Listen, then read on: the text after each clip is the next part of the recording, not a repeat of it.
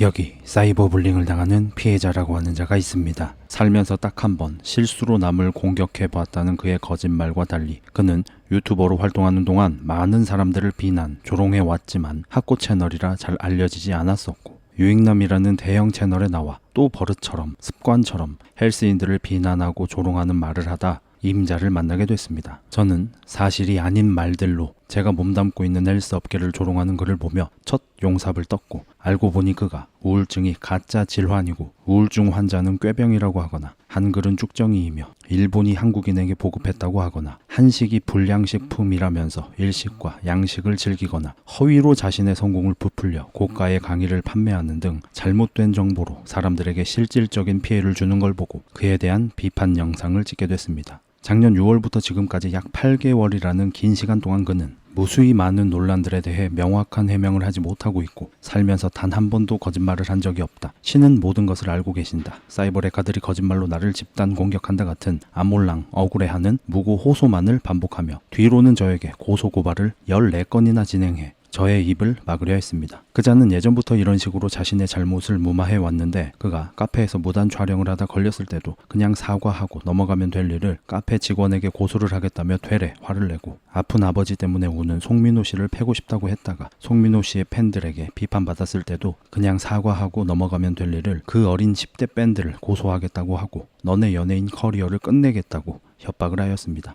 그는 항상 본인이 먼저 시비를 걸고 잘못을 저지른 후에 그 잘못이 알려지고 비판받으면 문제를 지적하는 사람들을 고소하겠다며 겁박하여 문제 해결이 아닌 문제 덮기 방식으로 살아왔고 일반적으로 사람들은 고소를 한다고 겁을 주면 진실도 정당한 비판도 멈추는 경우가 많은데 그는 그걸 승리로 착각해왔던 것 같습니다. 저에게도 그게 통할 줄 알았을 겁니다. 10건이 넘는 고소를 당하면 보통은 주눅 들겠지만 저는 더욱 강해졌고 그러자 저를 무려 살인죄로 고발하기에 이르렀습니다. 잘못을 인정하지 못하는 병에라도 걸린 건지 본인이 일으킨 문제들에 대해 해명을 해달랬더니 유튜브 커뮤니티에 유서를 작성하고 흑자가 사람 죽이는 사이버 불링을 한다며 난리를 치고 이런 행동을 말려야 할 공인된 직업을 가진 그의 아버지는 멀쩡히 살아있는 자기 아들에 대한 살인죄로 저를 고발했습니다. 그가 꾀병이라는 우울증 등으로 스스로 세상을 떠난 동생을 둔 저에게 보란듯이 살과 죽음을 언급하는 유서를 올리고 얼마 안가 유서는 전문가의 조언으로 썼고 목적을 다해 지운다라고 죽음을 가지고 장난을 치는 정상적인 사람이라면 원수지간에도 못할 쇼를 자행해 더 많은 사람들의 공분을 사게 됐죠. 최근 그의 아버지로 보이는 유튜브 계정의 댓글입니다. 자존심이 강한 아이라 남들 앞에서는 아무렇지 않은 모습을 보여주고 집에서는 괴로워하고 눈물 흘리는 모습을 볼 때마다 가슴이 찢어집니다. 다들 그만 괴롭히세요. 이 일이 시작되었던 8개월 전에 이런 댓글을 썼다면 많은 사람들의 동정을 샀을 것입니다. 하지만 그의 아버지는 이 사태 초기부터 지금까지 남들이 어떤 말을 해도 내 아들은 잘못 없고 내 아들 욕하는 놈들은 사냥개라는 맹목적이고 그릇된 부성애를 보였고 법으로 밥 먹고 사는 직업을 가졌으면서 무고성 고소를 남발하는 아들을 말리긴커녕 고소장 작성을 도와주고 허위로 고발하여 각하당하는 등 아들이 어째서 정상적인 문제 대처 능력이 없는지 알 수 있게 해줬습니다. 이런 비상식적인 그 부자의 대응은 사과로 끝날 일을 점점 더 크게 키워 아들의 잘못들이 수많은 커뮤니티에 알려지고 JTBC 뉴스와 여러 기사에 실리고 일본 야후 기사에까지 올라가 나라 망신을 시켰죠. 그래놓고 이제 와서 자기 아들을 욕하지 말랍니다. 잘못에 대한 인정과 사과가 먼저인데 아몰랑 우리 아들 힘들어 그만해줘. 잘못을 저질러 놓고 억울해하는 사람들은 행동 양식이 비슷합니다. 문제가 생김, 문제를 부정하고 문제 제기한 사람에게 화냄, 위력이 있으면 위력으로, 그게 없으면 고소로, 겁을 줌, 고소해서 지면 신, 믿음을 찾기 시작함, 시간이 지나 난 억울하게 피해당한 사람이다 하고 다님. 그자가 평소 스스로를 신이라 칭했었는데 최근 갑자기 이런 종교 관련 글들을 올리고 있습니다. 잘 나갈 땐 지가 신이라더니 힘드니까 신님 해줘.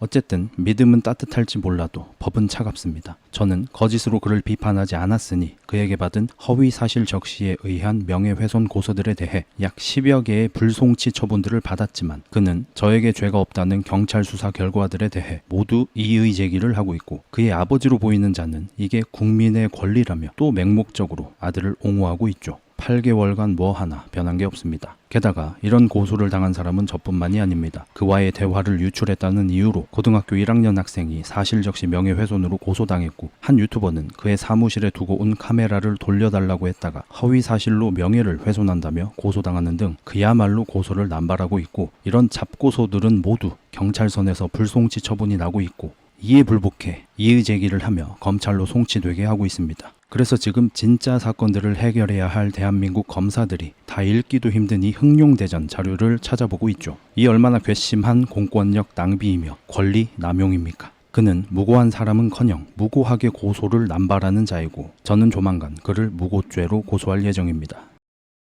그는 이런 말도 안 되는 고소 총난타와 더불어 본인이 사이버불링 피해자라는 프레임도 만들고 있습니다. 작년이 마침 유튜브에서 사이버불링을 지양하자는 운동을 하던 시기였고 그는 이를 이용하려 했던 것 같습니다. 하지만 왕따, 괴롭힘, 사이버불링 등의 공통점이 무언가요? 죄가 없는 사람을 아무 이유 없이 괴롭힌다는 겁니다. 저를 포함해 그에 대한 비판 영상을 찍는 유튜버들은 근거와 증거를 가지고 영상을 만들었음에도 그는 사회적으로 문제되고 있는 사이버 레카들이 무고한 나를 사이버불링하고 있다라고 주장하며 악인들에게 공격당하는 피해자 프레임을 만들고 있습니다. 억울하게 욕을 먹고 있고 잘못 알려진 내용이 있다면 지금 그의 채널에서 유일하게 조회수가 많이 나오는 게 해명 영상과 해명 라이브이니 자기 채널에서 해명에 나가면 될 일이지만 해명 전용 채널을 새로 개설해 7개월 전부터 다음에 해명함, 다음에 밝혀줌만 하며 자신의 잘못을 지적하는 유튜버들을 신고나 하고 있고 그 채널들은 영상이 삭제되거나 수익이 정지되었다가 다시 복구되고 있으니 금전적 손실까지 일으키고 있다고 볼 수 있습니다. 그는 저를 업무방해죄로도 고소하였는데 업무방해는 허위사실로 영업을 방해해야 성립됩니다. 저는 허위사실 적시로 처벌받지 않았으니 업무방해가 될 수 없고 과연 누가 정당한 업무를 방해하고 있는지 모르겠습니다.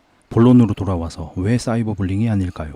허위가 아닌 그가 실제로 저지른 언행들이 단지 윤리적인 문제가 아닌 실질적인 피해를 입히고 있기에 정당한 문제 제기를 하고 해명을 요구하였고 그는 자신의 채널에서 그럴 기회가 무수히 많았지만 괴롭힘 당했어요. 저는 잘못이 없어요만 외치며 고소와 신고를 남발하고 있고 그러니 문제가 끝나지 않고 이렇게 지속되고 있는 겁니다. 그가 지금 약 8개월 동안이나 유튜브 문제아가 된 이유는 사이버불링이 아닌 대처 때문이고 지금의 사태는 그가 자처하고 있는 것이죠.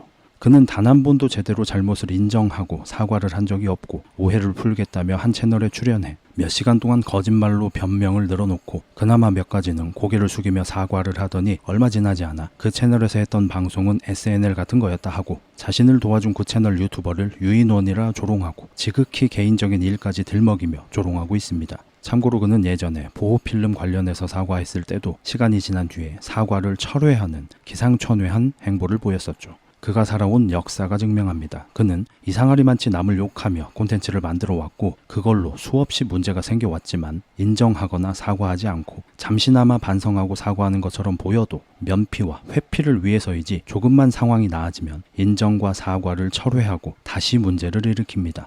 한두 번도 아니고 1, 2년 그런 것도 아니라 계속해서 그런 식으로 인생을 살고 있습니다. 아무 잘못이 없는데 공격당한다고 주장하고 사이버불링을 당해서 죽겠다며 유서를 썼던 그가 최근에 어떤 행보 중인지 보여드리겠습니다.